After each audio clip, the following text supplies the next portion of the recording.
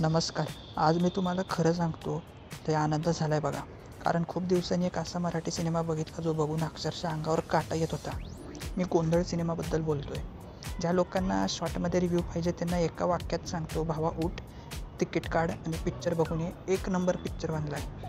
हा सिनेमा एवढा एक नंबर आहे याचं एकच कारण नाही, पण याचं सगळ्यात मोठं कारण म्हणजे या सिनेमाची सुरुवात जी एका वन टेक शॉटने होते. हां, मराठी सिनेमात असं कधी घडलेलं नाही आहे.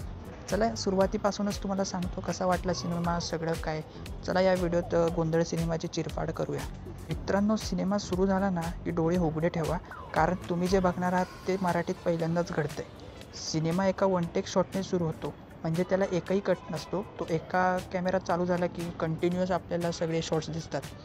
तर कॅमेरा सुरू होतो आजोबा आणि नातवाच्या बोलण्यापासून. तो कॅमेरा थेट मंदिरात जातो. तिथून एका भला मोठ्या सावकाराच्या वाड्यासमोर जमलेल्या गर्दीत घुसतो. एका ग्रुपकडून दुसऱ्या ग्रुपकडे जातो. असा या शॉटमध्ये एकामागून एक आपल्याला स्टोरीचा प्लॉट दिला जातो. त्यानंतर हिरो, व्हिलन या सगळ्यांचं कॅरेक्टर आपल्याला कळत जातं, आपल्यासमोर ते उभं राहत जातं. त्यानंतर या सिनेमात मेन म्हणजे हॉलिवूड लेवलचा सिनेमा आहे हो. या सिनेमाची एक दुसरी भारी गोष्ट म्हणजे या सिनेमाचं लिखाण.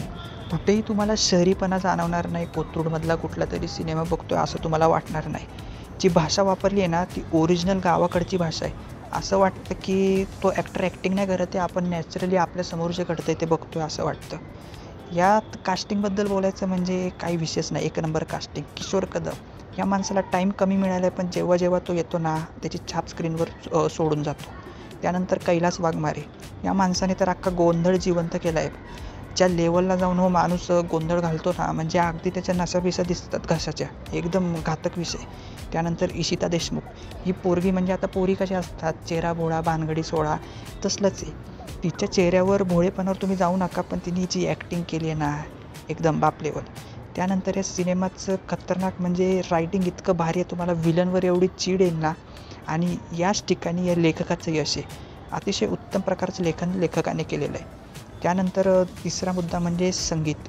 या सिनेमाचं संगीत इलाईराजा आणि अजय अतुलमधले अजय गोगावले यांनी दिले. आता तुम्हाला सांगतो, जर का तुम्ही या सिनेमाचं जे गाणं आहे ते यूट्यूबला जाऊन बघितलं ना, त्याच्या कमेंटमध्ये तमिळ लोकांनी इतक्या कमेंट केलेल्या आहेत. फक्त इलाईराजा हे नाव बघून ते सगळे लोक तिथे आलेत. अरे आपण कधी असं करणार मराठी माणसासाठी? आपण राजकारण्यांना सोडून कधी कोणाला डोक्यावरच घेत नाही, हीच आपली चूक आहे. सोडा, हा या व्हिडिओचा विषय नाही. पण या सिनेमात इलाईराजा आणि अजय गोगावले यांनी संगीत दिलं आहे. बॅकग्राऊंड स्कोअर तर अंगावर काटा आणतो. आणि सोने पे सुहागा म्हणजे अजय सरांनी त्याचं गाणं गायलं आहे. हे संगीत तुम्ही जेव्हा जेव्हा ऐकाल ना, गाण्याच्या प्रेमातच पडाल, विषय खाल्लास, विषय संपला. त्यानंतर शेवटची गोष्ट जे म्हणजे थोडी निगेटिव्ह पॉईंट तुम्हाला पण ऐकायला आवडतात, मला पण सांगायला आवडतात, म्हणून सांगतो.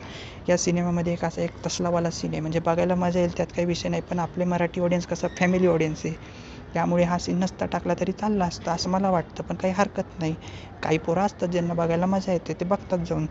तर तसा एक सीन आहे, तो नसता तरी काही हरकत नव्हती. तर ओव्हरऑल या सिनेमाला मी 5पैकी 4 पॉईंट देईल. 4पेक्षा जास्त द्यायला पाहिजे, पण मी 4च देईल. तर मोबाईल बघू नका, थिएटरात तिकीट काढा आणि जा. तुम्हाला व्हिडिओ कसा वाटला कमेंटमध्ये सांगा. गोंधळ सिनेमा जाऊन नक्की बघा. धन्यवाद.